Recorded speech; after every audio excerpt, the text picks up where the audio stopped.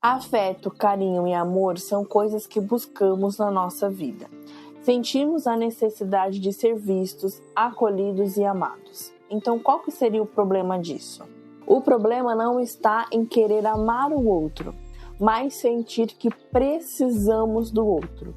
E é nesse momento que a carência afetiva começa a comandar e conduzir as nossas decisões.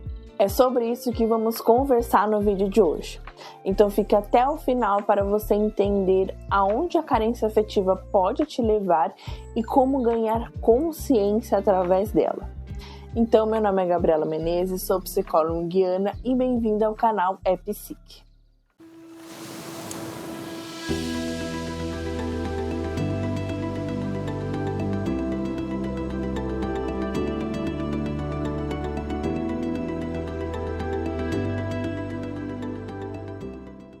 A carência afetiva traz um véu nos nossos olhos.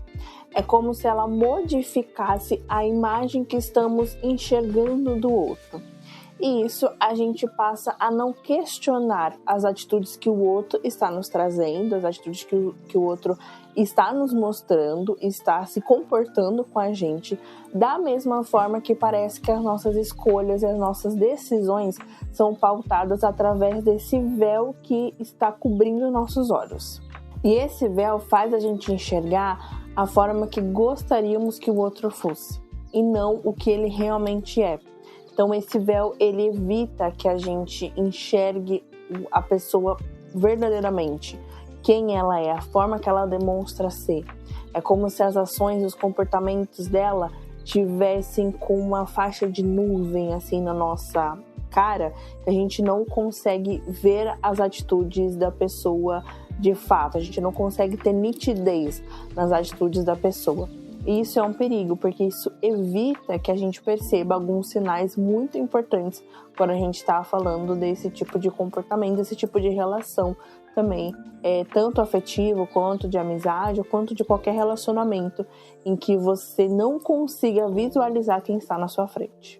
E esse véu pode ser retirado da nossa vista, desde que a gente tenha coragem para enxergar não aquilo que queremos que o outro seja, mas quem o outro realmente é. E como podemos saber se eu sou uma pessoa carente afetivamente ou não? Aqui eu vou trazer 2 exemplos de carência afetiva que eu vejo muito no dia a dia.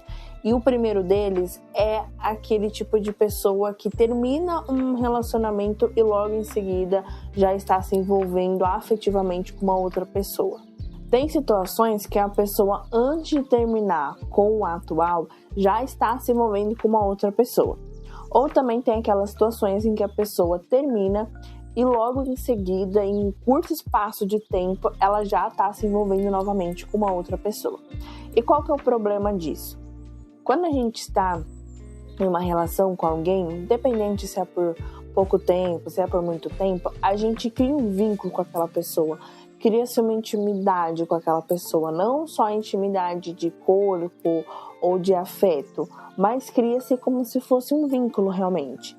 E o problema é que quando você sai dessa relação que você está e automaticamente já pula para outra, a chance de você encontrar uma pessoa muito parecida com a pessoa anterior é muito provável, é muito mais fácil, porque você não deu um tempo desse vínculo, dessa ligação entre vocês se romper. É como se você não tivesse feito desmame, digamos assim, dessa relação. Você foi de um e já pulou para o outro. Então isso faz com que a outra pessoa que está com você seja muito parecida com a anterior. E quando eu falo parecido, não estou querendo me referir ao porte físico, porque pode ser pessoas completamente diferentes, com situações diferentes, história de vidas distintas. Mas quando eu falo do parecido, é que pode ser pessoas com características de personalidade semelhantes, não que vão ser iguais, mas vão ser semelhantes, vai ter algum ponto que vai se repetir. Diferente se você der uma pausa até que boa, digamos assim, entre um relacionamento e outro. Aí você vai pegar realmente uma pessoa que é completamente diferente da anterior. mas se você pegar e nesse curto período de tempo, ela pode ter características muito semelhantes. E se você sente que esse tipo de carência afetiva diz um pouco sobre você, é muito importante tomar cuidado e prestar atenção, porque isso pode significar uma solidão e um vazio dentro de nós. Então, a pergunta que a gente deve se fazer nessa situação é: por que eu não consigo estar sozinho comigo mesmo? Por que eu dependo de outro relacionamento para não sentir esse vazio que está dentro de mim? Por que o outro tem que preencher essa minha solidão? Por que eu não consigo ficar sozinho? Será que é tão insuportável assim estar na minha própria companhia? É importante a gente entender que nenhuma atitude é feita por acaso. O nosso inconsciente, ele registra tudo o tempo todo. Então, todas as decisões e atitudes que a gente toma não é por acaso, não é sem pensar. Então, a gente precisa prestar muita atenção no nosso comportamento, porque é justamente ele que vai nos dar direção sobre como que a gente está se sentindo em relação a gente. E às vezes, essa carência de sair de uma relação e emendar outra relação logo em seguida pode revelar o medo que a gente tem de ficar sozinho. Só que ao invés da gente depositar a nossa energia em algo que faça valer a pena, né, nos nossos problemas, nas nossas escolhas, entender por que a gente está tomando determinadas atitudes, muitas vezes a gente acaba fugindo dessa situação. Então a gente acaba depositando toda a nossa energia nos relacionamentos, em estar com alguém, em se dedicar a uma relação, que muitas vezes é uma relação que nem vai para frente, que nem tem muito futuro, mas a gente está ali insistindo e depositando tudo que a gente pode para não pensar nos problemas, nas dificuldades da vida naquele momento. Às vezes a gente acha que fugir, ignorar e não enfrentar o desafio é mais fácil. É mais fácil eu não ter que olhar para isso, eu não ter que encarar aquilo que está na minha frente, não ter que encarar a minha solidão, a minha dependência emocional, o meu medo. Só que se a minha casa está cheia de sujeira, de rato e barata, por que ao invés de você fugir, de você mudar de casa, de você ignorar, falar, já que a minha casa está em imundice, eu prefiro ir me mudar, vou ir para outro lugar? Por que você não para questionar o que está acontecendo com a minha casa? Por que ela está se tornando dessa forma? Por que está aparecendo tanta sujeira? Por que está aparecendo tantas coisas ruins aqui na minha casa? Porque você pode querer mudar de casa, só que a sujeira vai continuar te acompanhando, porque o problema não está na casa em que você está morando, e sim está em você. Então aqui entendo que quando eu me refiro à casa, eu me refiro à nossa cabeça, ao nosso consciente. Então, se o seu inconsciente está com sujeira, está perturbado e está cheio de problema, não adianta você querer fugir e ficar olhando para fora o tempo todo. Porque o problema vai estar em você, você vai continuar com as complicações e com as confusões mentais. Porque muitas vezes as situações que mais nos perturbam diz mais respeito sobre a gente, sobre as nossas escolhas e as nossas decisões do que sobre o outro. Às vezes o outro é uma pedra no nosso sapato, mas muitas vezes a gente é uma pedra no nosso próprio sapato. A outra situação que eu citei em que também tem a carência afetiva é quando a pessoa escolhe permanecer ou buscar uma relação disfuncional ou tóxica. Pode parecer um pouco estranho falar assim dessa forma, mas tem pessoas que escolhem ter uma relação que visivelmente não é saudável. E quando eu falo que a pessoa escolhe ter uma relação que não é saudável, eu falo isso no sentido da pessoa não conseguir notar os sinais que estão na cara dela. Como eu falei, é o véu que se esconde através dessa carência afetiva. Então, são relacionamentos em que, visivelmente, a pessoa não demonstra que gosta de você. É como se, em algumas situações, ela ignora você, ela não liga para o que você sente, para os seus sentimentos, mas mesmo assim, você escolhe permanecer, você escolhe continuar. E nesse caso, a pergunta a se fazer é: por que eu estou em uma relação que não me faz bem? Porque eu insisto em estar com uma pessoa que não me entrega aquilo que eu desejo ou que eu mereço? O que está faltando para eu conseguir enxergar o que essa relação realmente está querendo me trazer, está querendo me mostrar? E a gente deve tomar muito cuidado com esse tipo de relação que nos entrega apenas migalhas. A gente não deve se contentar com o mínimo, porque eu já falei em outro vídeo aqui no canal que a parceria, o companheirismo, o respeito, a responsabilidade afetiva são mínimo de todo relacionamento. Então, se você está numa relação que a pessoa nem isso consegue te entregar, por que permanecer nessa situação?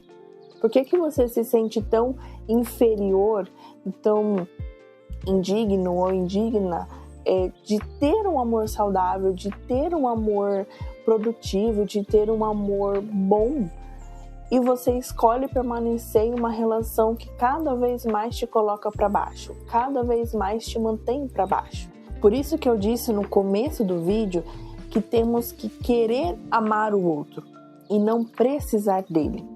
E a frase é do jeito que eu quero dizer mesmo, querer amar o outro. Porque quando a gente quer amar, significa que a gente vai escolher amar aquela pessoa enquanto ele estiver me entregando aquilo que eu mereço receber e aquilo que eu escolho receber. Eu vou querer amar ele, eu vou querer escolher ele todos os dias enquanto essa relação estiver em um equilíbrio, enquanto essa relação estiver me fazendo bem.